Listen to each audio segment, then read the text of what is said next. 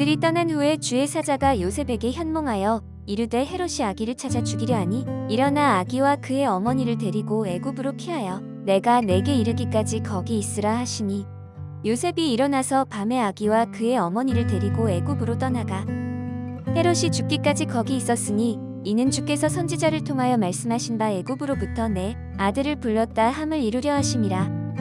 이에 헤롯이 박사들에게 속은 줄 알고 심히 노하여 사람을 보내어 베들레헴과 그 모든 지경 안에 있는 산의 아이를 박사들에게 자세히 알아본 그때를 기준하여 2살부터 그 아래로 다 죽이니 이에 선지자 예레미야를 통하여 말씀하신 바 라마에서 슬퍼하며 크게 통곡하는 소리가 들리니 라헬이 그 자식을 위하여 애곡하는 것이라. 그가 자식이 없으므로 위로받기를 거절하였도다 함이 이루어졌느니라. 헤롯이 죽은 후에 주의 사자가 애굽에서 요셉에게 현몽하여 이르되 일어나 아기와 그의 어머니를 데리고 이스라엘 땅으로 가라. 아기의 목숨을 찾던 자들이 죽었느니라 하시니 요셉이 일어나 아기와 그의 어머니를 데리고 이스라엘 땅으로 들어가니라.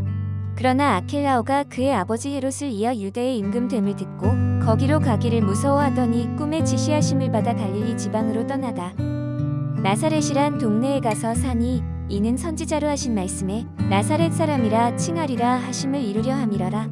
아멘. 할렐루야. 신축년 새해 처음으로 인사를 드립니다. 금년 안에도 새벽 큐티와 함께 하시는 우리 성도님들에게 주님의 크신 은혜와 축복이 넘치시기를 기도합니다. 오늘은 희생의 복음에 대해서 잠깐 살펴보려고 합니다. 예수님께서 이 땅에 오실 때 유대 땅은 헤롯 왕이 통치하고 있었습니다. 헤롯은 자신의 왕권에 방해가 되거나 걸림돌이 되면 그 누구라도 잔혹하게 죽인 폭군이었는데 심지어 아내와 자식들도 죽였습니다. 그런 헤롯 왕이었기에 동방 박사들이 와서 유대인의 왕으로 태어나신 이에게 경배하겠다고 했으니 얼마나 긴장하며 신경이 곤두셨겠습니까? 그래서 동방 박사들에게 아기를 찾거든 알려달라고 했는데 하나님께서는 헤롯에게로 돌아가지 말라고 지시하여 그들은 다른 길로 갔습니다. 나중에 그것을 한 헤롯이 크게 격분하여 베들레헴 지경 안에 있는 2살 이하의 남자아이들을 다 죽이라고 명령하였습니다. 18절을 보겠습니다. 라마에서 슬퍼하며 크게 통곡하는 소리가 들리니 라헬이 그 자식을 위하여 애곡하는 것이라.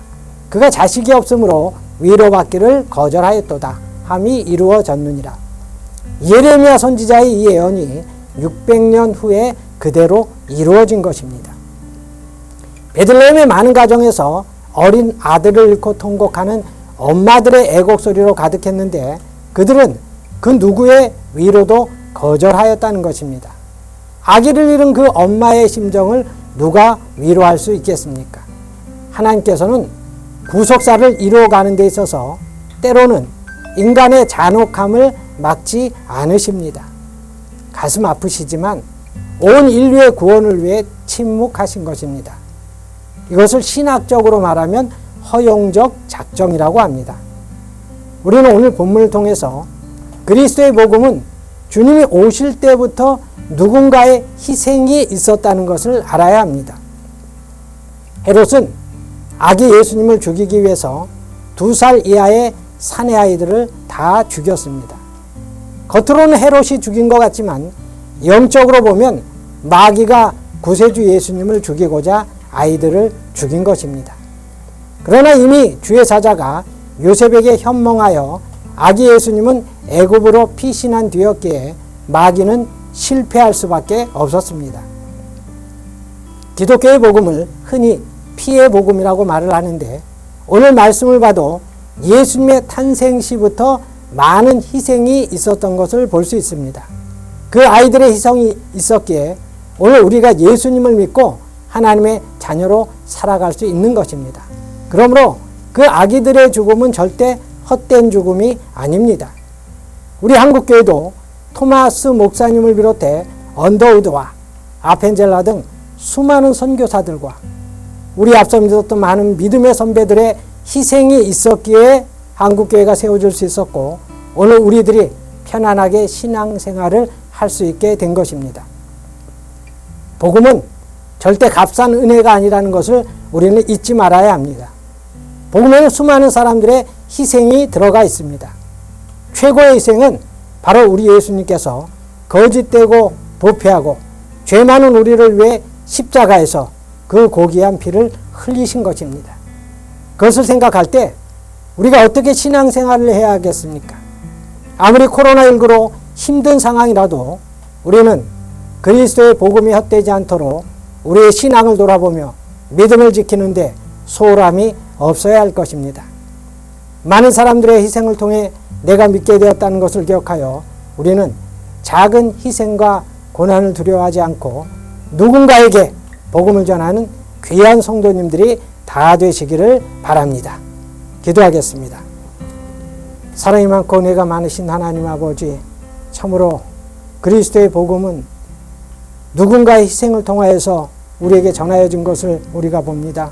하나님, 참으로 우리도 이 한국교회가 오늘날 이렇게 크게 성장한 데는 수많은 선교사들의 희생과 또 우리보다 앞서 많은 믿음의 선배들의 그 고귀한 희생과 헌신을 통해서 이렇게 한국교회가 세워졌고 우리가 편안하게 신앙생활할 수 있게 된 것을 우리가 믿나이다. 하나님, 우리에게도 참으로 복음을 위한 헌신이 있게 하여 주시옵소서. 복음을 위해서 우리가 아버지 하는 작은 희생을 통하여서 수많은 사람들에게 복음을 증거할 수 있는 귀한 그리스도인으로서의 사명을 잘 감당할 수 있도록 우리에게 힘과 능력과 지혜를 허락하여 주시옵소서. 모든 말씀 예수님의 이름으로 기도드리옵나이다. 아멘.